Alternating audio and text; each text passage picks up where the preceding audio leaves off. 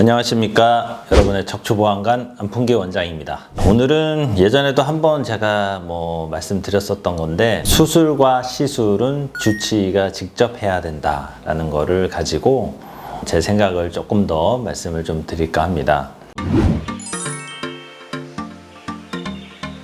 수술 시술을 주치의가 꼭 해야 되는 거는 아니죠. 전문 분야가 또 다르기 때문에 다른 후배 의사나 다른 선생님이 하시면서 이제 같이 참관을 하거나 그런 경우들도 종종 있기는 합니다. 하지만 제 생각엔 그렇습니다. 이제 외래에서 처음 얘기를 나누고 수술과 시술에 대해서 결정을 한 그 주치의가 집도를 하는 것이 맞겠다라고 생각이 듭니다.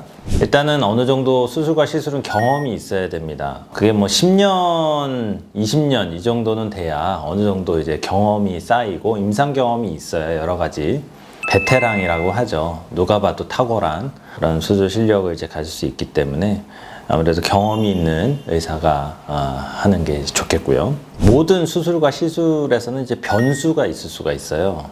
하다 보면은 신경을 싸고 있는 막이 열리는 경우들도 있고, 아니면 출혈이 생기는 경우도 있고, 그리고 생각보다 굉장히 뼈가 딱딱하거나 근육이 두꺼워서 수술을 진행하는데 좀 힘든 경우들도 있습니다. 척추 수술은 그렇습니다. 그래서 이런 변수에 대해서 얼마나 경험이 많은가, 이런 것들도 굉장히 중요한 부분이기 때문에 주치의가 직접 수술을 해야 되는 거고요.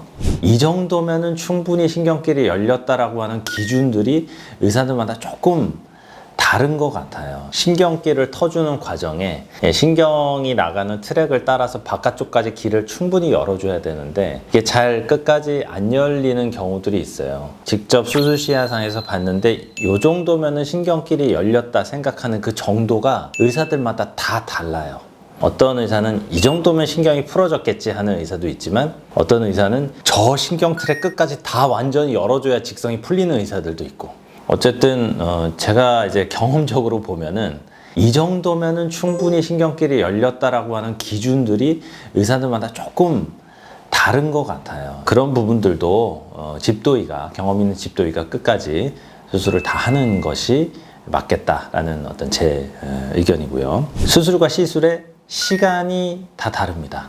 똑같은 수술도 A라는 의사가 했을 때 1시간 만에 끝날 거를 B라는 의사가 하면 3, 4시간 걸리기도 하고, 이것 또한 변수가 있겠죠. 환자분들마다 다 좀 상황이 다른 거니까. 하지만 사진을 봤을 때 대략적인 수술 시간이 나오잖아요. 요거는 요 정도 시간 걸렸겠구나.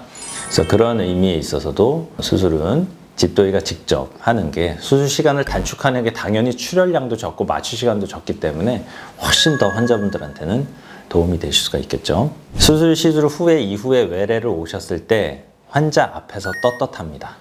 내가 직접 했기 때문에.